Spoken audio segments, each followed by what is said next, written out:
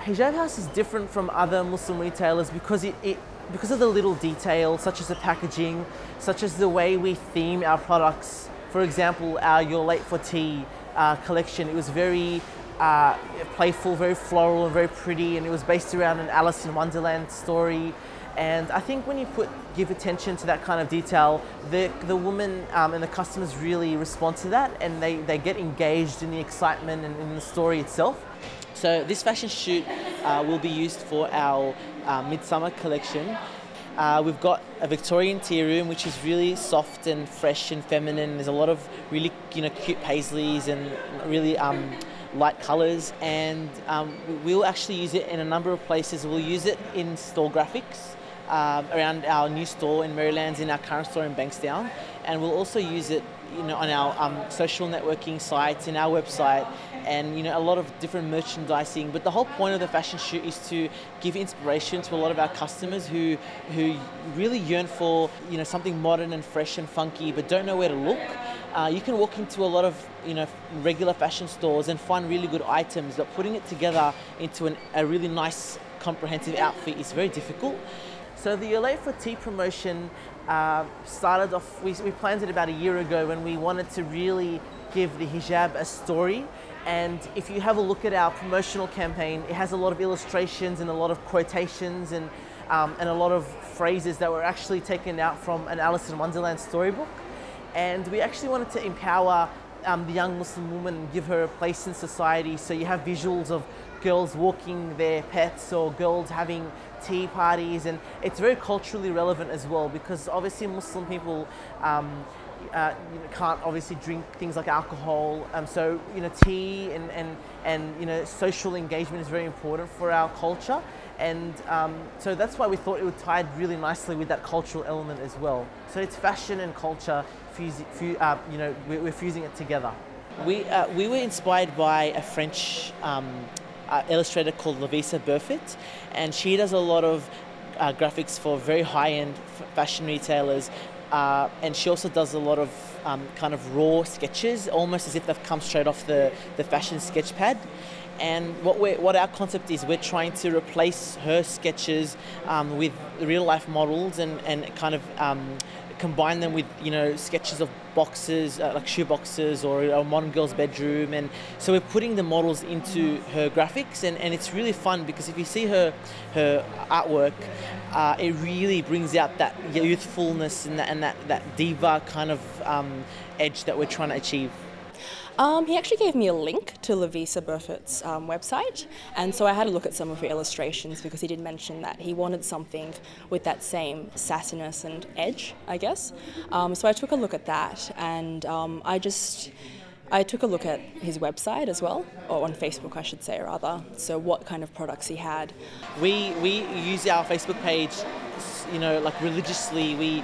It's really important that we kind of gauge what the customers are saying, and it's really interesting, because we have a lot of customers that also talk to themselves, a lot of Hijab House fans that communicate with each other on Facebook, and we sit back and we watch them interact, and that's a very important thing for us, because when two people are talking and it's impartial to the brand, you always get a lot more of the truth rather than when they're engaging with the brand itself.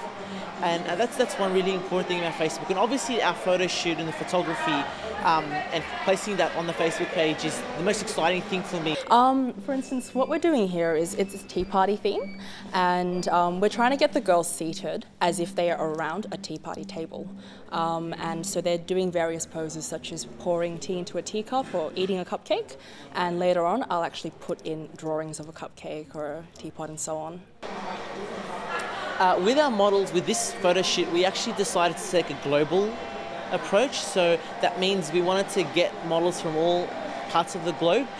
We've got South African, we have a Russian girl, and we have Aisha, who's from India. We have all kinds of ethnicities and backgrounds and cultures, and that reflects Islam, which is a very diverse religion, but it also reflects our brand, whereby our products are very universal. We don't try to kind of pinpoint a specific look. We try to make it as clean and approachable as possible. and we follow a lot of global trends as well. So any woman around the world can look at any one of our models and say, I can look like that, or I can achieve that. We actually sought out to get models that were not Muslim. It's usually easier because of the hair and because inevitably you do have males that work in the photographic environment. And I might go up and fiddle with a scarf, and I wouldn't probably do that with a Muslim girl because I do respect her, her boundary and her preferences as well. Aisha works for us. She's one of our. She works for Hijab House. No model. And she's not a model, but we just found that she embodied the brand spirit so well. And when she talks to customers and communicates, the smile is so genuine. And I thought we really want to capture that on screen. I'm from India, so we wear something called a salwar kameez. Most of it. I'm just giving a general idea. So that has something called a shawl that goes on it. And back in India, I never really tied my scarf like that. In a public place, I would just put the shawl on my head. And even if a bit of my hair is shown, it's not a problem, but it's just a mark of respect that you have a cloth on your head. And I followed it that way till I came here and I saw most of them tying their scarves. Yeah, but now my sisters, some of my cousins, they do tie their scarves. They like it that way because it doesn't fall off. But otherwise, it's everyone's individual choice. We're really trying to target the younger girls, and they don't find it uncomfortable walking into the store with me being there. It is the older people. But again, slowly perceptions are changing. A lot of women now recognize that I'm actually the designer behind most of our products, and they found it. At first it was very bizarre and a lot of women didn't know how to accept it, but nowadays you have women walk in and they ask me, so, Tariq, what's new, or what do you have for us? And they really, that kind of boundary is really breaking.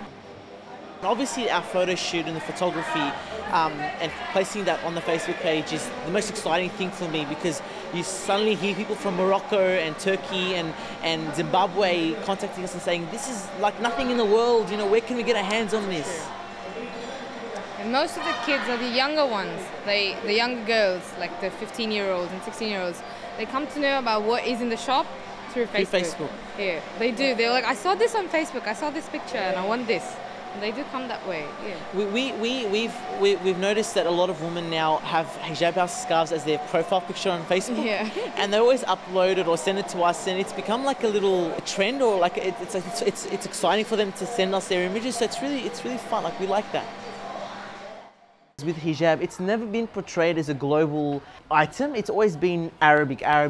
But the reality is, Islam is global. It's evident in every corner of the world, and it's time we show that fact. It's time we represent it in the way that it actually is, not in the way that it has been in the past.